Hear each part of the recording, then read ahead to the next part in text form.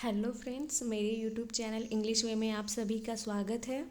तो चलिए बिना देर के शुरू करते हैं आज की स्टोरी, जिसका टाइटल है द विशिंग वेल। विशिंग का मतलब हो गया इच्छा पूरी करने वाला या फिर मनोकामना पूरी करने वाला, वेल यानी कुआं। और विशिंग यहाँ पे एडजेक्टिव का काम कर रहा है, कुएं के बारे में बता रहा है कि कैसा कुआं है। तो इच्छा पूरी करने वाला कुआं, वेल यहाँ पे नाउन हो गया। तो यहाँ पे देख सकते हैं इस पिक्चर में, ये है वही कुआं जो इच्छा पूरी करता है। तो चलिए देखते हैं क्या है story. It was the first time I visited my native village with my family. It was the first time, इसका मतलब हो गया कि यह था द फर्स्ट टाइम यानी कि पहली बार। आई विजिटेड यानी कि मैं आया था, विजिट करना यानी कि विजिट करना का मतलब यहाँ पे हो गया कि आया था, सेकंड फॉर्म के रूप में है। माय नेटिव विलेज यानी कि मेरे नेटिव विलेज का मतलब हो गया पैतृक गांव। तो पैतृक का मतलब हो गया कि जहाँ पे हमारे जो क्या बोलते हैं दादा परदादा रहते हैं जहाँ पे हमारे पूर्वज रहते थे, उसे पैतृक विलेज या पैतृक जो घर होता है उसे बोलते हैं। तो यह पहली बार था जब मैं आया था अपने पैतृक विलेज यानी कि गांव, विथ माई फैमिली यानी कि मेरे परिवार के साथ। The village was beautiful and green. The village यानी जो गांव था वह कैसा था, तो ब्यूटीफुल सुंदर और ग्रीन था। तो यहाँ पे ब्यूटीफुल और ग्रीन दोनों एडजेक्टिव्स हो गए। ब्यूटीफुल मतलब सुंदर हो गया, ग्रीन मतलब हरा भरा था। ऐसा नहीं कि हरे कलर का था, हरा भरा था वो गांव। The fields filled with corn plants looked like a bright yellow carpet। तो इसका मतलब हो गया द फील्ड्स यानी जो खेत थे, फील्ड यानी कि भरे हुए थे। किससे, तो विथ कॉर्न प्लांट्स यानी जो कॉर्न होते हैं, मक्का जिसे बोलते हैं, उसके पौधे से, प्लांट्स पौधे से क्या थे, भरे हुए थे। लुक्ड लाइक यानी कि दिख रहा था, लाइक यानी जैसा, अ ब्राइट येलो कारपेट यानी कि ब्राइट यानी चमकीले पीले, कारपेट, कारपेट का मतलब होता है कालीन। तो ऐसा लगता था कि पीले कारपेट की तरह दिखता था। यानी पूरे खेत में दूर दूर तक क्या था, मक्के का वो पौधा था। तो ऐसा दिखता था जैसे कि पीले रंग का कारपेट बिछा हो। ये हो गया। I was looking at our big house from the outside when I heard the cows moo। I was looking यानी मैं देख रहा था। At our big house यानी कि अपने बिग हाउस बड़े घर को, from the outside, from the outside यानी कि बाहर से। When I heard तभी I heard यानी मैंने सुना, द काउज moo यानी गाय का मुंह। मुंह का मतलब हो गया कि जो गाय रंभाती है, गाय जो आवाज़ निकालती है उसे मुंह बोलते हैं। Mister Fawn where do the cows stay. तो मिस्टर फॉर्न यहाँ पूछा जा रहा है, तो वेयर यहाँ पूछा जा रहा है, WHO वर्ड हो गया। वेयर यानी कहाँ, डू द काउज स्टे यानी कि जो काउज है ये गाय, वो कहाँ रहते हैं।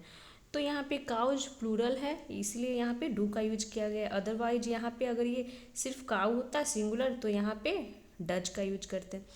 Where do the cows stay यानी जो गाय है वो कहाँ रहते हैं, मिस्टर फर्न से पूछा गया। आई आस्क यानी मैंने पूछा, यानी जो वो बता रहा है कि मैं पहले बार अपने पैतृक स्थान पे गया था, वो बोला। The old caretaker took mom and me to the shade.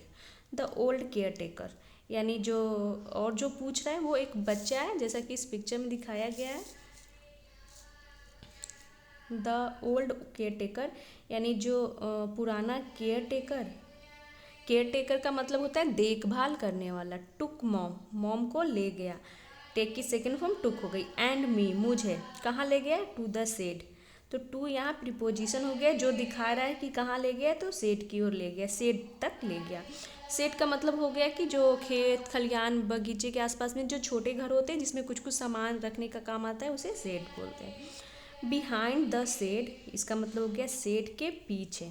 Was था एन ओल्ड ब्रिक वेल, एक क्या था, तो एक पुराना ब्रिक वेल यानी ईंट का वेल था, कुआं। ब्रिक मतलब वेल हो गया, सॉरी ईंट हो गया। कम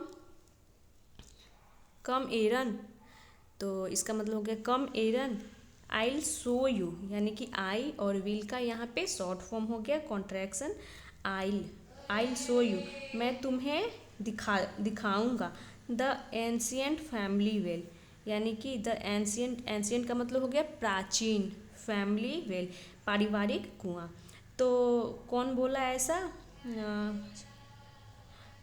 कम I will show you the ancient family well, यानी जो केयर टेकर ले गया वो बोला या फिर उसकी माँ बोली।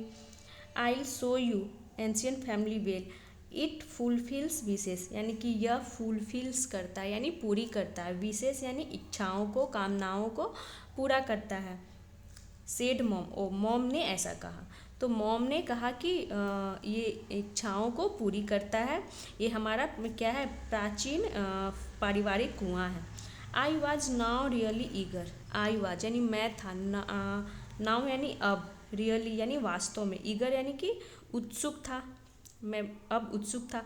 तो कोई भी बच्चा जब जानेगा ऐसा है, या फिर बड़े लोग भी, तो थोड़ा वो तो होगा ही। डज इट स्टिल वर्क, तो यहाँ पे पूछा जा रहा है, डज से शुरुआत किया गया है कि डज इट स्टिल वर्क, क्या यह स्टिल यानी अभी भी, वर्क यानी काम करता है।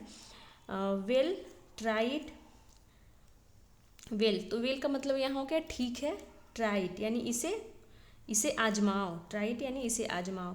टेक अ स्ट्रो, टेक यानी लो, अ स्ट्रो का मतलब होता है, क्या बोलते हैं उसे, तिनका, स्ट्रो का मतलब हो गया तिनका। टेक अ स्ट्रो यानी कि एक तिनका लो, एंड मेक अ नॉट यानी कि एक गांठ बनाओ, मेक यानी बनाओ, और नॉट यानी गांठ। While making a wish, while making a wish यानी कि विश कामना करते समय, विश यानी इच्छा, तो इच्छा करते समय, वाइल यानी ये दिखा रहा है कि उस समय जब तुम इच्छा कर रहे हो जिस चीज़ को, उस समय। देन थ्रो, तब क्या करो, थ्रो यानी फेंक दो, यानी कि तुम जो तिनका लो उसे नॉट बनाओ, गांठ बनाओ, और क्या करो, तो तुम इच्छा करो।